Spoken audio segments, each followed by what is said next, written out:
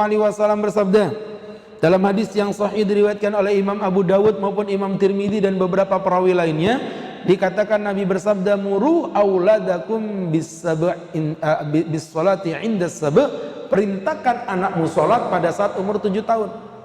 Saya tanya, 7 tahun itu normalnya sudah balik apa belum? Belum, tapi sudah diperintahkan. Wadribuhu li ashrin, dan pukullah mereka pada saat umurnya 10 tahun. 10 tahun normalnya sudah balik belum? Belum. Aneh kan? Kenapa Pak Ustadz? Inilah karakteristik pendidikan Islam. Jadi pendidikan itu Pak, kalau kita belajar ilmu parenting itu ilmu bagaimana orang tua, guru mengajarkan kepada muridnya dengan cara yang cerdas. Dari hadis ini muncul sebuah kaidah parenting, tata cara mendidik anak itu terbagi menjadi 3. 0 sampai ke umur 6 tahun lebih 11 bulan, itu pendidikannya berbasis uswatun hasanah, suri tauladan yang baik. Tunjukkan modeling di hadapan mereka. Makanya anak 0 sampai 7 jangan terlalu sering-sering Bapak suruh. Loh, jujur Pak, jujur sama Ustadz, Bapak punya anak di bawah 7 tahun dulu, zaman itu sering gak Bapak suruh sholat? Jujur aja. Sering gak? Bapak ini punya anak gak sih Pak? Bu, Ibu punya anak kan Bu ya?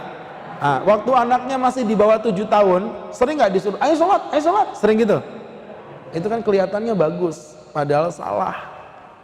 Serius Bu, sebenarnya salah. Kenapa? Karena anak 0 sampai 7 memiliki karakteristik mencontek, bukan mendengarkan.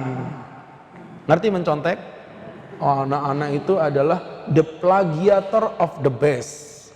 The best of plagiator, pencontek terbaik itu anak. Makanya saya waktu di Yaman, saya menemukan kejadian hebat Pak di sana Pak, di mana anak-anak TK masih umur 5 tahun itu udah pinter berbahasa Arab. Serius? Loh, orang serius kok ketawa itu loh. Bener Pak? Padahal baru 5 tahun, gak pernah mondok. Saya mondok 12 tahun aja gak sefasih mereka. Kenapa coba? Kenapa? Salah, karena anaknya orang Arab. Salah, karena dia tiap hari dengerin bapaknya ibunya berbahasa Arab, walaupun anaknya orang Indonesia. Makanya di Makkah itu ada istilah muallat. Muallat itu apa? Orang Indonesia tapi kelahiran Makkah, hidungnya yo pesek-pesek kayak kita, gitu. Mukanya ya lebar-lebar kayak kita, tapi kalau ngomong bahasa Indonesia welek Bu. Saya kemarin mau ke sana. Alah, hidungmu pesek ngomongnya begitu loh. Tapi ngomong bahasa Arab jago-jago Pak. Namanya muallat. Orang-orang Indonesia, turunan Indonesia yang lahirnya di kota Makkah. Saya punya teman banyak yang seperti itu. Ketika sekolah di Yaman, mereka ikut sekolah Masya Allah. Jadi muka kita, tapi ngomong bahasa Arabnya mantap surantap. Karena tiap hari yang dia dengar itu bahasa Arab. Kok bisa tat? Karena dia mencontek. Anak-anak di sana tuh mencontek orang tuanya. Makanya 0 sampai umur 6 bulan lebih 6 tahun lebih 11 bulan jangan terlalu banyak disuruh, tapi lebih banyak dicontohkan. Lo ayah mau kemana? Mau sholat. Emang sholat itu apa ya? Enak, cobain aja kalau nggak percaya. Mulai kecil Pak, anak-anak itu Masya Allah, mohon maaf Bu ya, jangan nunggu dewasa. Anak umur 0 bulan, artinya belum 1 bulan, itu bisa dididik sholat. Gimana caranya Pak Ustadz? Tidur kan dia di bawah begini. Bapak sholat tahajud malam-malam, itu anak ngeliatin orang tuanya gini. Ini bapakku ngapain ya? Kok kayaknya enak gerakan ini. Akhirnya anak bayi itu mulai mancing Bu. Loh, kok bapakku enggak gerak ya? Biasanya bapakku nih kalau aku nangis, dia lompat nolongin aku. Ini kayaknya gerakannya nikmat sekali. Dilihatin sama si bayi, kenceng lagi, gitu loh. Tetap aja nggak gerak juga. Akhirnya si bayi ngomong, ini pasti gerakan yang indah. Pak, pegang omongan Ustadz, umur 2 tahun setengah, umur 3 tahun, pasti dia nanti ngeliatin bapak dan dia akan mencontoh untuk melakukan ibadah sholat tanpa disuruh. Kita ini kebanyakan nyuruh. Efeknya apa? Kalau belum saatnya, lu kan tadi Nabi bilang, perintahlah mereka sholat umurnya berapa? 7 tahun. Bapak bantah itu. Belum 7 tahun sering disuruh sholat, efeknya nanti bagian limbik depannya ada rasa bosan. Kalau udah bosan, nanti kalaupun sholatnya jadi kayak nggak jelas. Nah, sholat nggak? Iya mak, sholat. Iya mak, ini lagi berangkat, sholat nggak? Iya. Ibu ngerti maksudnya? Nah, mirip kayak ibu-ibu disuruh suaminya, dek buatin teh hangat, iya mas. Sama kayak gitu. Jadi teman-teman yang dirahmati Allah, kembali ke laptop. Jadi jangan disuruh-suruh, contohin. Anak-anak butuh suri tauladan. Ya, anak-anak butuh suri tauladan 0 sampai 7, hati-hati anak kita pencontek. Ibu-ibu ngomong sama anaknya, nak nggak boleh bohong nak nggak boleh bohong nak. Mah, ada tante Rini di luar. Bilang tante Rini, ibu nggak ada.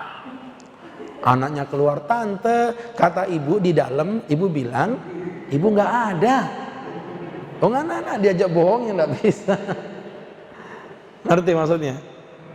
Jadi dicontohin pak, contohin. Pak Ustadz masa nggak boleh disuruh? Nggak boleh, dimotivasi boleh. Gimana dimotivasi? Kalau orang sholat itu hidupnya bahagia. Adik mau sholat, kalau sholat nanti Abi pulang mau beli mainan sih. Kalau ayo, kalau mau ayo, gitu bu. Jadi modelnya kayak memotivasi, jangan ayo sholat, jangan. 0 sampai 7 tahun itu belum siap sampai di situ. Nah kemudian masuk di fase yang kedua. Setelah 0 sampai 7 dicontohkan, disuruh tauladankan umur 7 tahun sampai 9 tahun lebih 11 bulan, maka masuk fase yang kedua. Apa nama? Fase diperintahkan. Di sini ada penekanan. Ayo sholat nak, ayo sholat nak. Pak Ustadz tapi tidak mau sholat, apa saya hukum? Jangan. Kalau masih di bawah 10 tahun tidak boleh dihukum pak. Diperintahkan. Loh, kalau perintah tok anaknya nggak nurut ya rugi Pak Ustadz. Salah. Karena Nabi itu Masya Allah Pak, Nabi itu cerdas. Umur 7 sampai 10 tahun anak-anak kita itu, mohon maaf teman-teman yang berbahagia, umur 7 sampai 10 tahun anak-anak kita itu sedang merangkum dogma-dogma yang diajarkan orang tua kepadanya. Tahu dogma? Saya kasih contoh, dijawab ya. Jangan dipelintir-pelintir, sesuai yang bapak paham aja. Nah, kalau makan nasinya dihabiskan. Kalau enggak kamu habiskan nanti nasinya nangis. Nah, jangan duduk depan pintu nanti kamu enggak dapat jodoh. Nah, kalau duduk jangan di atas bantal nanti pantatmu. La ilaha illallah. Itu dokter spesialis kulit ya sama jawabannya begitu. Mau ngerti kenapa? Itu namanya dogma. Jadi anak selalu terdengar, bapak ibu mulai kecil terdengar begitu, akhirnya terdogma di pikiran kita. Nah, kalau dogmanya kita rubah menjadi yang lebih baik gimana? Contoh, nak sholatlah kau akan bahagia dunia akhirat. Diulang-ulang, nak sholatlah kau akan bahagia dunia akhirat. Nak sholatlah hidupmu akan kaya di dunia maupun akhirat. Nak tidak ada kebahagiaan yang tidak dilakukan tanpa sholat. Nak tidak ada kenikmatan yang hakiki kalau kita tidak sholat. Nak Allah maha membenci kepada orang yang tidak sholat. Itu didogma.